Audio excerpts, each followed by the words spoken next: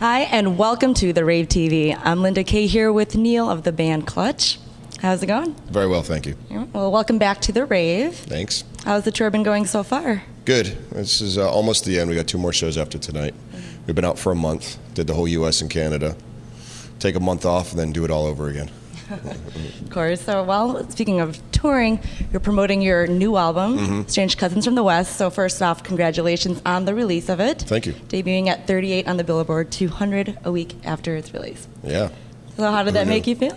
Well, to be honest, for years I never paid attention to charts, and I guess I took it for granted, this time around again. But then someone pointed out to me that that's the top 40, and the irony of it is that this is record we put out on our own record label. And despite all the muscle of major labels in the past, it was finally only until now that we could do that. So it's a little bit of a one-finger salute to some of the big dogs, and that feels pretty gratifying to do it all by yourself. And we're pretty proud of it. What are some of the other advantages of working under your own label, Weathermaker Music? Well, if you make any mistakes, you know who to blame, and you can fix it. You don't play telephone with anybody. Really, it's just we're not seeing Weathermaker as a label that's going to look to sign other bands and nurture new music, because we don't want to be the bad guys.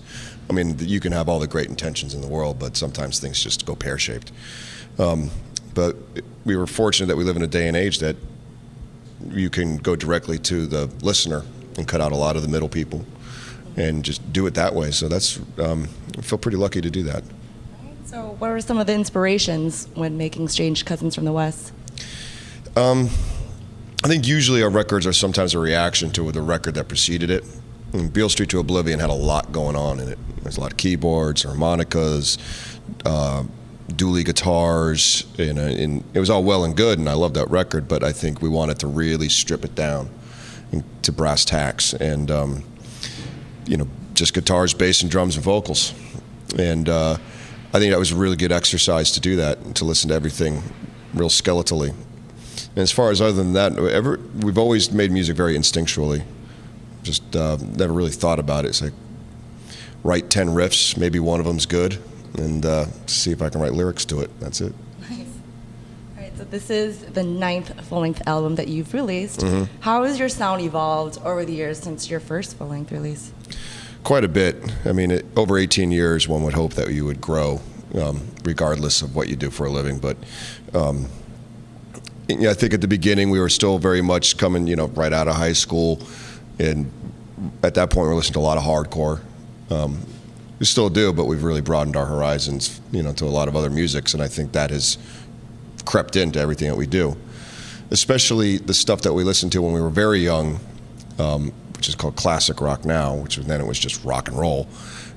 That has come back. I think that's a very deep, deep influence. Whatever anyone listens to as a child comes back in later in life. So bands like ZZ Top, Led Zeppelin, Black Sabbath, Deep Purple, those have really come back into our vocabulary.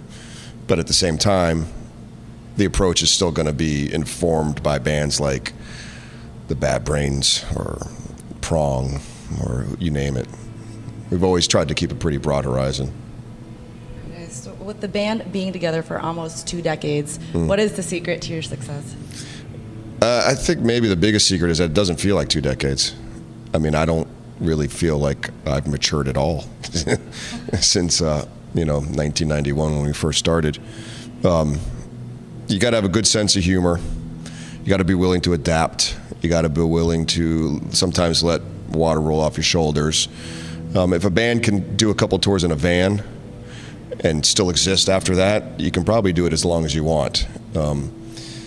It's a good psychology experiment. So once we got that out, and we did that for many, many, many years, and it was only until maybe about 4 years ago that we really stopped doing that. And now touring around in a tour bus is like a luxury cruise in comparison. So it's a lot of fun. Those guys are my best friends. So looking forward to many more years to come. Yeah, I hope so. Great. All right. Well, you've played the Rave here many times. Tonight will be the 9th time here at the Rave. Really? I'm glad you didn't ask me how many times. Okay. I can show you the dates. Okay. I believe you. All right. Since '94. Okay. Cool. All right, you've got to tell me some stories. You've explored the building before, right? Yeah, the place has really fixed up quite a bit when we first started playing here. I remember one of the first times going down into the basement, which was really creepy, and the empty pool and the kind of the shining vibe going on there. And Pitch black when you were down there? yeah, we had flashlights, and it was like 1 o'clock in the morning. What could possibly go wrong? Drunk rock band in an empty pool. And we also did, I think we did 2 Milwaukee Metal Fests. I don't know if that's included in the 9 times, but that was always interesting, people watching wise. Sharing a little cubicle with a band that's dressing themselves up like, the undead. Watching them have to go through that process was like, well, I mean, I guess that's how other bands do it, and that was fun. And the shows have always been really great here. I think Milwaukee's a good, solid rock and roll town. Absolutely. Yeah, definitely looking forward to the show tonight and seeing how the show has changed, and what can the fans expect from your new live show? Our shows are pretty simple. Visually, it's just the house lights and us on stage, and we don't really do anything other than just play our music as sincerely and as well as we can, and sometimes jam out a little bit, because I really think live music is the heart of rock and roll, and CDs and videos that's all well and good, but when a band is really on, you're part of a special moment that's only going to exist once, and if the mood and everything's going right, it's a pretty existential thing at times. You really get into it with the crowd, and that's what we do, and don't really have to think about it other than that. Well put. Thanks. Yeah. All right, and then next, just more touring, right, after this? Yeah, we got a month off, come back on for a month. That'll take us around the States and miss all the places that we didn't play this time around. Try and go to Europe in November, do a quick run around New Year's, and then in February go to Australia. And then, before we know it, we're looking at March and April, maybe do one more short U.S. tour.